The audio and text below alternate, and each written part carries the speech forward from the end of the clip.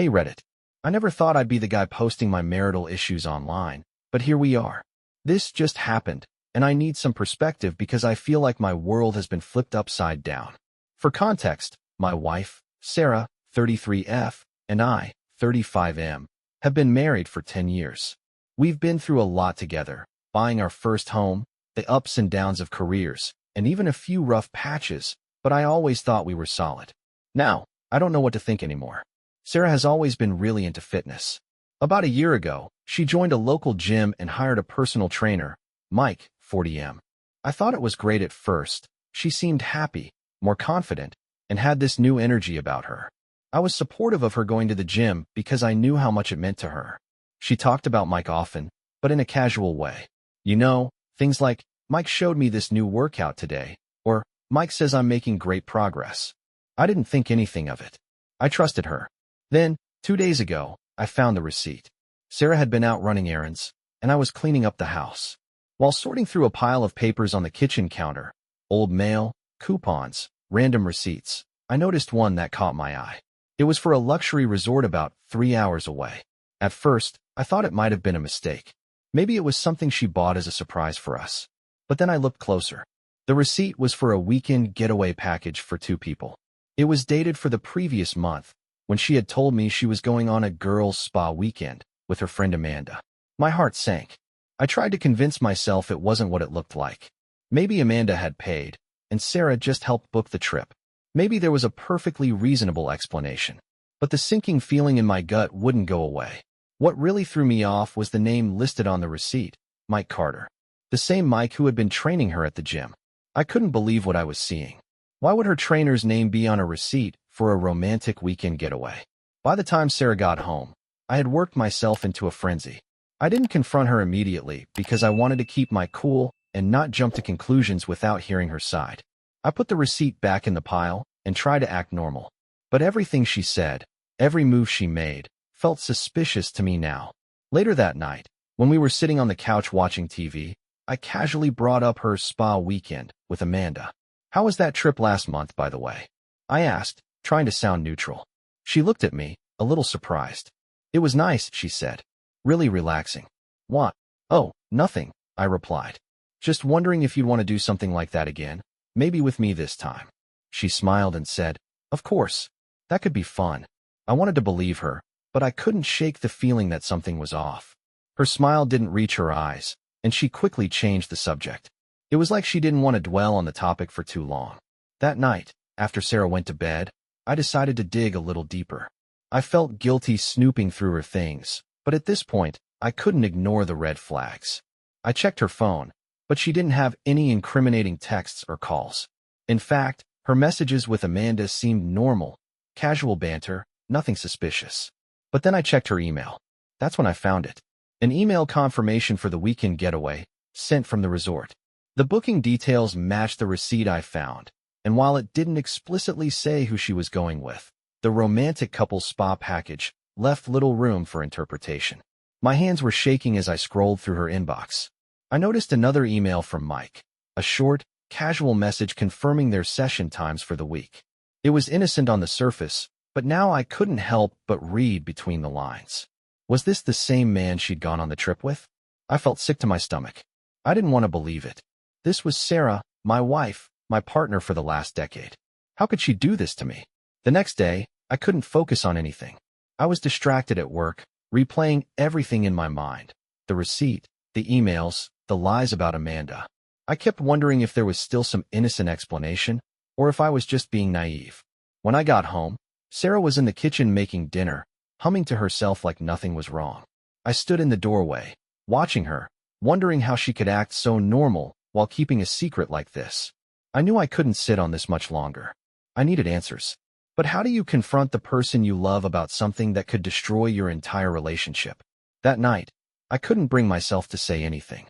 Instead, I stayed up late, scrolling through photos of us on my phone. Pictures from our wedding, vacations, holidays with family. I kept asking myself the same question. How did we get here? Reddit. I feel like I'm spiraling. I haven't confronted Sarah yet because part of me is terrified of what she'll say. What if it's true? What if she really did cheat on me with her trainer? I don't know if I can handle that. But at the same time, I can't keep living like this, pretending everything is fine while this doubt eats away at me. Have any of you been through something like this? How do you even start a conversation like this without completely losing it? Should I confront her directly, or should I wait until I have more evidence? I'm so lost right now. After finding the email confirmation for the weekend getaway, I felt like I was stuck in a nightmare I couldn't wake up from. The Sarah I thought I knew, the loving, honest, loyal partner I'd been with for over a decade, was suddenly a stranger. I kept asking myself how I had missed the signs. Was I too trusting? Too blind? Or had she been that good at hiding it? The next morning, Sarah acted as if nothing was wrong. She kissed me goodbye before heading off to the gym, and I stood there, frozen, watching her walk out the door. The irony wasn't lost on me. She was probably going to see him, the man she'd lied to me about, the man she'd spent an entire weekend with at some romantic resort.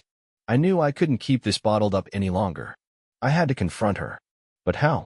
I didn't want to accuse her without giving her a chance to explain, but at the same time, I wasn't going to let her gaslight me into thinking I was crazy. I decided to wait until she came home from the gym. I'd ask her directly, and I'd lay out what I'd found. When Sarah got home later that day, I was waiting for her in the living room. She looked a little surprised to see me sitting there, like she could sense something was off. "Hey," she said cautiously. "Everything okay?" I took a deep breath, trying to steady my voice. "We need to talk," I said. Her face immediately changed. She looked nervous, but she quickly tried to mask it with a smile. "Sure. What's up?"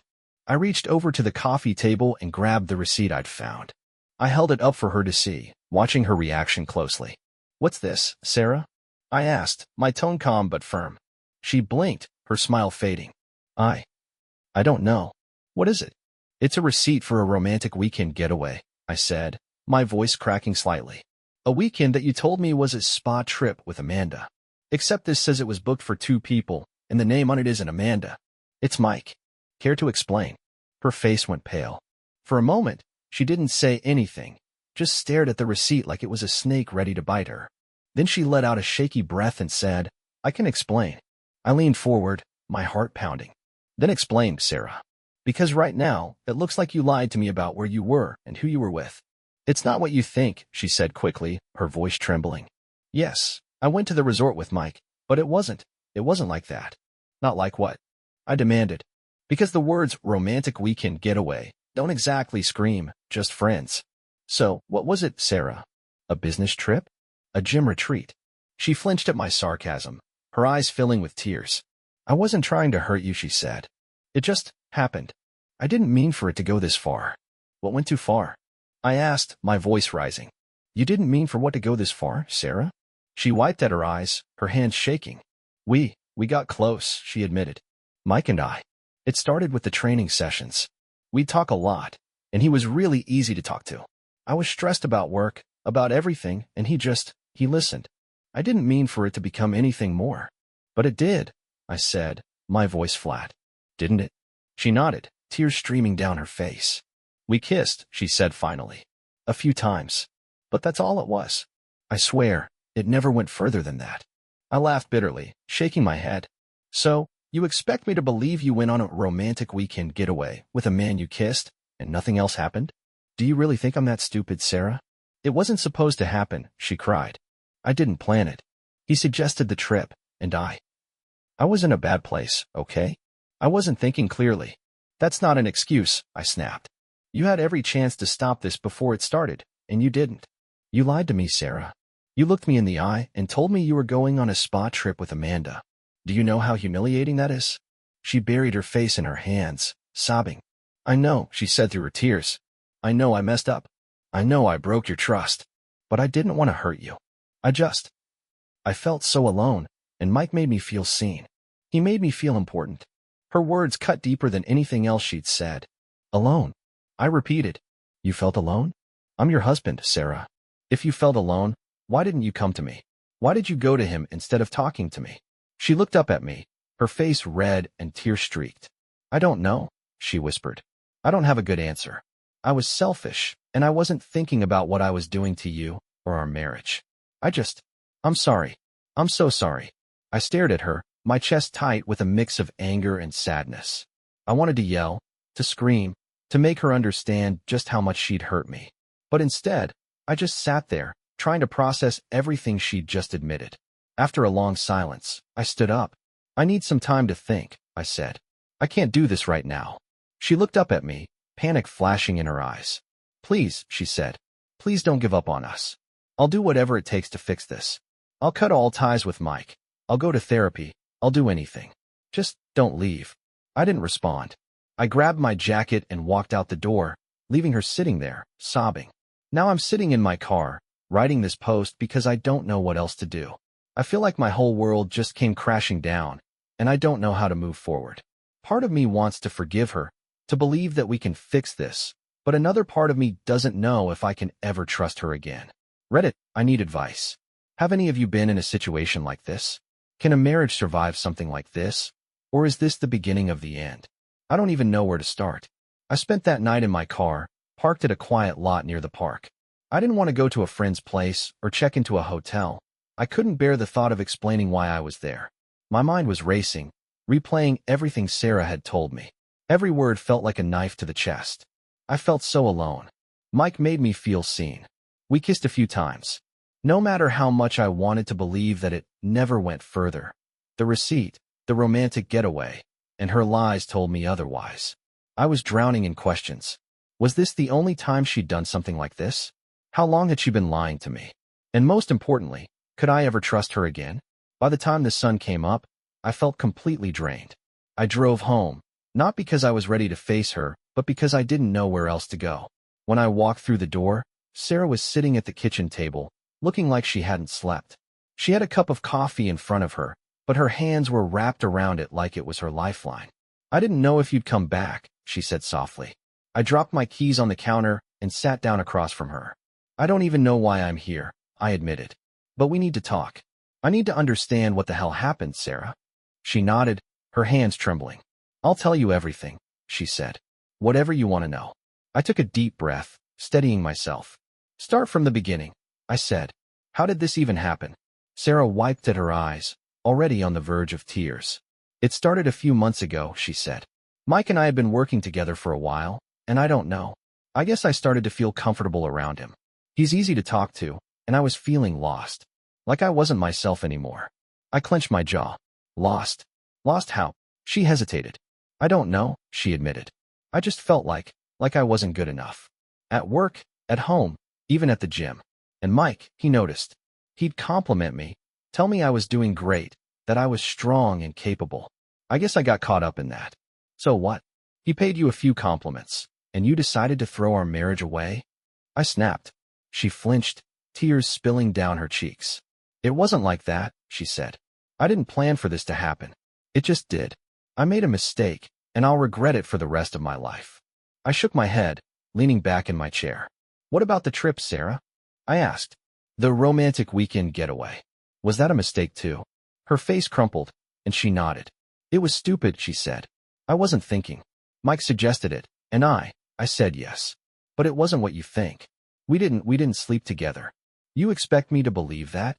I asked bitterly. It's the truth, she said desperately. We kissed a few times, but it didn't go further than that. I swear. I wanted to believe her. I really did. But the trust between us had been shattered, and I didn't know if I could put the pieces back together. After a long silence, I finally said, if we're going to have any chance of fixing this, Mike is out of the picture. Completely. No more sessions, no more texts, no more contact. Ever. She nodded immediately. Of course, she said. I'll cancel everything. I'll block his number. I'll quit the gym if I have to. And therapy, I added. We're going to therapy. Both of us. I need to understand why this happened, and you need to figure out why you let it happen. She nodded again, wiping her eyes. Okay, she said. I'll do whatever it takes. I just want to fix this. I want to fix us. Her words sounded sincere, but part of me couldn't help wondering if it was just damage control. Was she sorry because she got caught, or because she truly regretted what she'd done? Only time would tell. The next day, Sarah showed me her phone as she blocked Mike's number and deleted their messages. She canceled her gym membership, saying she'd find another way to stay active. Watching her take these steps felt like a small victory, but it didn't erase the hurt. I also made it clear that I needed space to process everything. I started sleeping in the guest room, and we kept our conversations brief and focused on practical matters. Work, bills, daily routines. It was like we were living as strangers under the same roof. A week later, we had our first therapy session. The counselor, Dr. Harper, was calm and understanding, but she didn't let Sarah off the hook. She asked tough questions, like what Sarah was looking for in her relationship with Mike, and why she hadn't communicated her feelings to me instead. It wasn't about Mike, Sarah said during one session. It was about me. I felt invisible, like I wasn't good enough. And instead of facing those feelings, I looked for validation in the wrong place. I know that now, and I'm so sorry for how much I hurt you. Her words made sense, but they didn't make the pain go away. Over the next few months, we slowly started to rebuild. Therapy helped us open up in ways we hadn't before. I told Sarah how her actions had made me feel betrayed, humiliated, unsure of my own worth. She listened without interrupting, tears streaming down her face, and for the first time, I felt like she truly understood the depth of the damage she'd done. Meanwhile, I worked on my own issues.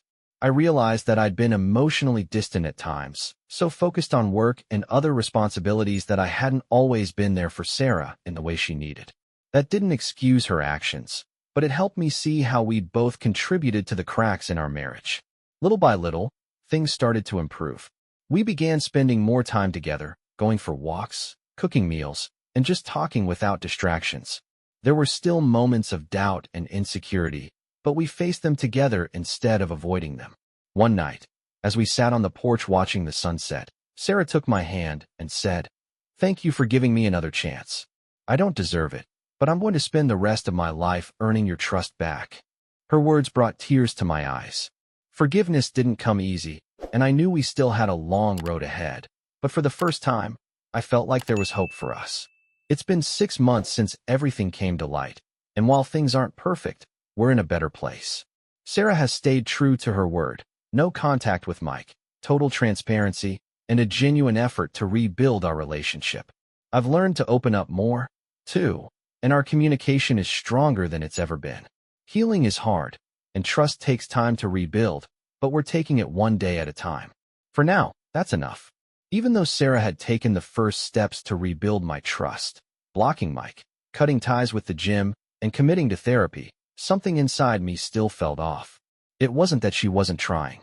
I could see the effort she was putting in, from how she went out of her way to check in with me to the small acts of kindness she'd started doing, like leaving me notes or making my favorite meals. But trust doesn't come back overnight. Every time I thought about that receipt or imagined her with Mike at that resort, it felt like my chest was being squeezed. It wasn't just the act itself. It was the lies, the fact that she'd looked me in the eyes and told me she was going on a girls' spa weekend, while secretly planning a romantic getaway with someone else. I kept wondering if I was being played, if her efforts now were just damage control because she got caught.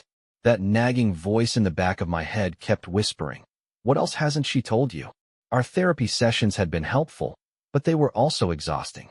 Dr. Harper encouraged us to dig deeper, to get to the root of the problem. During one session, she asked Sarah a question that I hadn't dared to ask myself yet.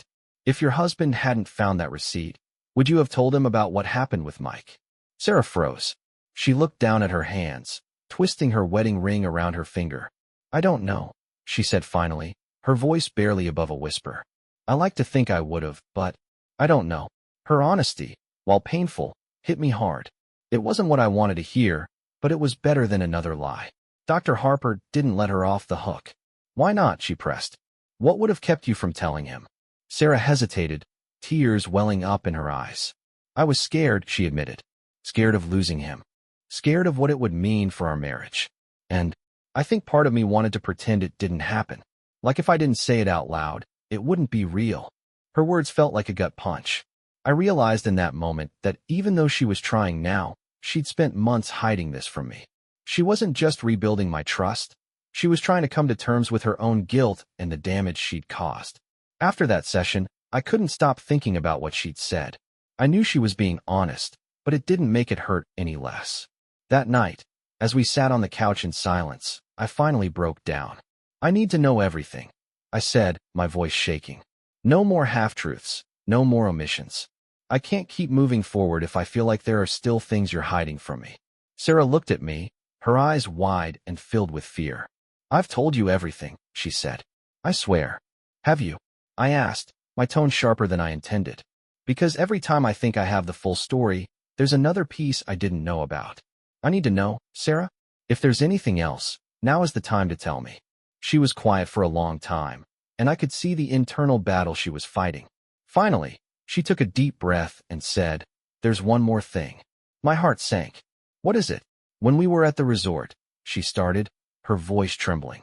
"We kissed more than once. It wasn't just a quick mistake. It happened a few times. And at one point, he wanted to take things further, but I said no. That's when I realized I couldn't keep doing this. I told him it had to stop. I felt like the air had been knocked out of me.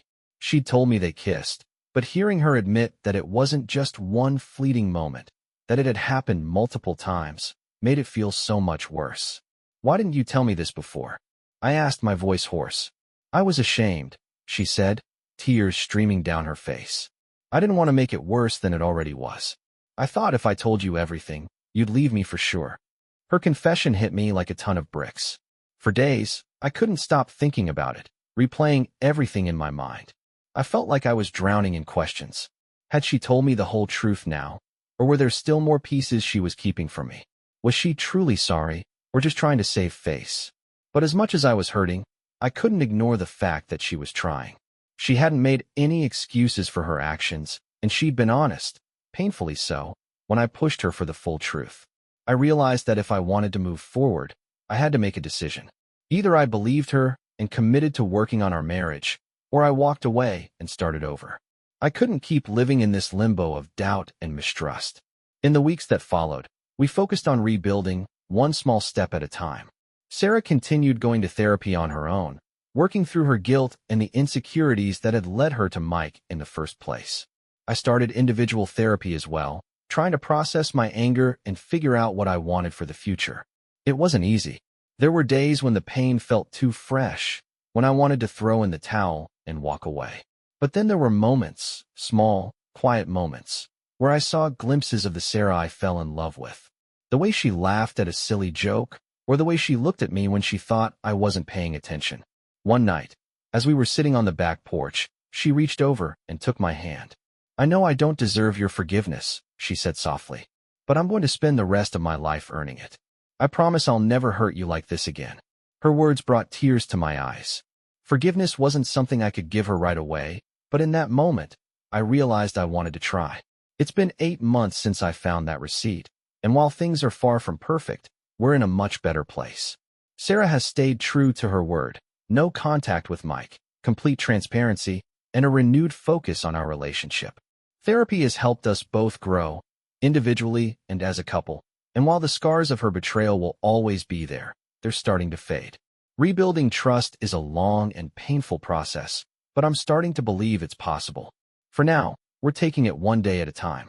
Even though Sarah and I were making progress, every step forward seemed to be accompanied by 2 steps back. Some days were good, great, even. We'd laugh, cook together, and talk about the little things like we used to. But other days, the weight of what had happened would creep back in, and I'd find myself questioning everything. The hardest part wasn't just the betrayal. It was the constant battle in my mind. I'd catch myself overanalyzing every word she said, every action she took. When she'd smile at her phone, I'd wonder who she was texting. When she'd mention her new gym, I'd find myself fighting the urge to ask for details about her trainer or the people she worked out with. It wasn't fair, but it was my reality. The foundation of trust that we'd built over a decade had been shattered, and even though Sarah was doing everything in her power to rebuild it, the cracks were still visible. One evening, I was organizing some paperwork in our home office when I came across an old photo album. It was filled with pictures from the early days of our marriage, vacations, birthdays, random moments we'd captured just because we wanted to remember them. As I flipped through the pages, I found myself smiling at the memories. There was a picture of Sarah and me at the beach, her arm around my shoulder as we grinned at the camera. Another one of us hiking in the mountains, both of us exhausted but happy. And then I turned the page and froze. There was a picture of Sarah in her gym clothes, smiling with her arms around Mike and a few other people from her gym. It was from a group workout event she'd told me about months ago, before everything had come to light. At the time, I hadn't thought anything of it. But now, looking at it through the lens of what I knew, it felt like a slap in the face. I stared at the photo, my chest tightening. Sarah's smile was bright and genuine, and Mike's arm was casually draped over her shoulder. It wasn't overly inappropriate, but knowing what I knew now, it felt like another piece of the puzzle I hadn't been prepared to see. When Sarah walked into the room a few minutes later, she found me sitting there, staring at the photo. "What's that?" she asked cautiously, her eyes flicking to the album in my hands. "It's from that gym event," I said, my voice flat. "Remember this?" Her face fell as she looked at the picture. "Yeah," she said softly. "I remember." I closed the album and set it aside, my emotions boiling just beneath the surface. "Did anything happen that day?" I asked. "Anything you didn't tell me?" She shook her head quickly. "No," she said. "I promise, nothing happened that day. It was just a group workout. That was before things crossed the line." I wanted to believe her. I really did. But the image of them standing so close, looking so comfortable, made it hard to let it go. Our next therapy session with Dr. Harper was focused on triggers, specifically, how we could handle them as they came up. I told her about the photo and how it had dredged up feelings of anger and betrayal all over again. "It's like every time I start to feel like we're moving forward, something happens to pull me back," I said. "I don't know how to stop replaying everything in my head." Dr. Harper nodded. "Triggers are a normal part of the healing process," she said. "But they can also be an opportunity for growth. When you feel triggered, instead of spiraling, try to communicate how you're feeling in the moment. And Sarah, it's important for you to acknowledge those feelings, even if it's uncomfortable." Sarah nodded, looking at me with tears in her eyes. "I'm so sorry," she said. "I know it's my fault that you're feeling this way, and I hate that I've caused you so much pain. I'll do whatever it takes to help you heal." Her words felt sincere, but I still struggled with how to process the emotions that came with every trigger. I didn't want to be stuck in the past, but moving forward felt like an uphill battle. That night, Sarah and I sat on the couch in silence, the weight of everything we'd talked about in therapy hanging in the air. Finally, she broke the silence. "I want to show you something," she said, pulling out her phone. "What is it?" I asked warily. She hesitated, then handed me her phone. "It's a message I wrote to Mike. I never sent it, but I think you should see it." I looked at the screen. The message was short, but it hit me like a ton of bricks. "Mike, I can't do this anymore. I crossed a line I never should have crossed, and I've hurt the person I love the most because of it. Please don't contact me again. I need to focus on my marriage and fixing the damage I've done. Goodbye." I looked up at Sarah, my chest tightening. "When did you write this?" "The day after you found the receipt," she said. "I wanted to send it, but I was scared. I didn't want to make things worse." Her vulnerability in that moment felt raw and real.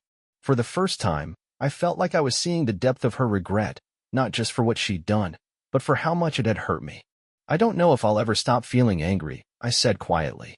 "But I can see that you're trying. I need time." She nodded, tears streaming down her face. "Take all the time you need," she said. "I'll be here. I'll wait as long as it takes." In the weeks that followed, we continued to work through the triggers and moments of doubt. It wasn't easy, but Sarah's willingness to face the hard conversations and own her mistakes gave me a glimmer of hope. I still didn't know if forgiveness was possible, but for the first time, I felt like we were moving in the right direction. One day at a time.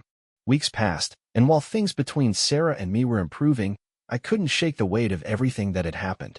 The trust we were trying to rebuild felt fragile, like a thin layer of ice over a deep, frozen lake. Every moment of doubt, every flicker of insecurity, felt like it could crack the surface and send us plunging into the cold water beneath.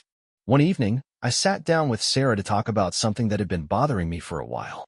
She'd been doing everything I'd asked, blocking Mike, quitting the gym, going to therapy, but I couldn't get past one question.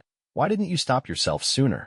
"Sarah," I said, my voice calm but firm, "I need to know, why didn't you come to me? Before things got this far, why didn't you just tell me how you were feeling?" She looked at me, guilt flashing in her eyes. "I don't have a good answer," she admitted. "I wish I could say that I didn't think you'd understand, but that's not true. You've always been there for me, I think." I was scared. Scared to admit that I wasn't happy. Scared to admit that I was struggling. And instead of dealing with it, I took the coward's way out. Her honesty was painful, but it also felt like a breakthrough. For the first time, I can see that she wasn't trying to blame me or justify her actions. She was owning up to the choices she'd made, no matter how hard it was to say them out loud.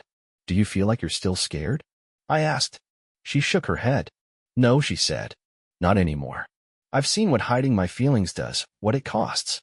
I'm not going to make that mistake again. About a month later, Sarah came to me with an unexpected request. She wanted to send a final message to Mike, with me there as a witness. I know I've already cut him out of my life, she said, but I feel like I need to make it absolutely clear that there's no chance of reconciliation, no lingering feelings, nothing.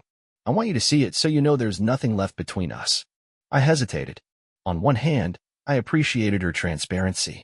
On the other hand, I wasn't sure if seeing her reach out to him, however final the message, would do more harm than good. After thinking about it, I agreed. If it gave her closure and helped me trust her more, it was worth it. Sitting next to her on the couch, I watched as she typed the message. Mike, I want to make it clear that I made a terrible mistake by letting things get as far as they did between us. I deeply regret what happened, and I've chosen to focus on repairing my marriage. Please respect my decision and do not contact me again. I wish you the best, but this is the end of any connection between us. She looked at me before hitting send. Are you okay with this? She asked. I nodded, though my chest felt tight. Go ahead. She pressed send, and just like that, it was done. There was no reply, no last-ditch effort from him to win her back, just silence. And for the first time in months, I felt a small sense of relief. The months that followed were a slow, deliberate process of rediscovering each other. Sarah and I started prioritizing our relationship in ways we hadn't before. Date nights became a regular thing again, but this time they weren't just about dinner and a movie. They were about reconnecting. We'd leave our phones at home, talk about our dreams and fears, and reflect on the parts of our marriage that had been neglected. Therapy also helped me realize that I'd played a role, however unintentional, in creating the distance that led to her betrayal. I'd gotten so caught up in work, responsibilities, and the day-to-day grind that I hadn't noticed her pulling away. It didn't excuse what she'd done, but it gave me a better understanding of how we'd ended up here. One night, as we were sitting on the back porch, Sarah turned to me and said, "Do you ever think we'll really be okay again? Like, back to the way we were before?" I thought about it for a long moment before answering. I don't think we'll ever be the same, I said honestly. But maybe that's not a bad thing. Maybe we can be something better, stronger, more honest, more connected. It's not going to be easy, but if we both want it, I think it's possible. She nodded, tears brimming in her eyes. I want that, she said. More than anything. It's been a year since I found the receipt that changed everything. Looking back, I can honestly say that this has been the hardest year of my life. There were days when I thought we wouldn't make it, when the pain felt too overwhelming and the idea of forgiveness seemed impossible. But somehow, we found a way forward. Sarah has stayed true to her word. She's been completely transparent, and she's continued therapy to work on her own issues. I've worked on myself as well, learning to communicate better and be more present in our relationship. The triggers still come sometimes, moments when I'm reminded of what happened and the old feelings of anger and betrayal resurface. But those moments are becoming fewer and farther between. Instead of dwelling on the past, I'm learning to focus on the progress we've made and the future we're building together. Our marriage isn't perfect, it never will be. But it's real, it's raw, and it's worth fighting for. To anyone reading this who's been through something similar, I'll say this: healing is possible, but it takes time. It takes honesty, commitment, and a willingness to do the hard work, even when it feels impossible. I won't pretend to have all the answers, but I know this: sometimes, the hardest battles lead to the strongest bonds.